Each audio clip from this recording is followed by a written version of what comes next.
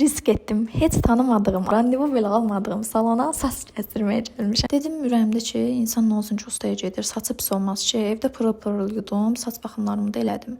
Lakin usta olmaz, gərək mən də yuyum. Mən də okey, no problem, oturdum. Usta saçımı yudu, ölçdü, yaş-yaş kəsdi. Mən qat-qat kəsmək istəyirdim. Əlbəttə ki, saç ustasına bu yerdə suallar da verməmiş dayana bilmədim. Sonra başa aşağı oradakı xanımla saçımı qurutdular, xəfif amma. Ardınca saçımı daraqla şəkilləndirdi. Dayanmayıb bunun da sualını verdim. O isə cavab verdi ki, saçı aşağı qurudanda saç daha avyonlu görünür. Avyon da yəqin ki, həcm olaraq demək istədi. Və budur, mənim saçım artıq hazırdır. Saçım qısaldığı üçün çox məmnun deyiləm açığı.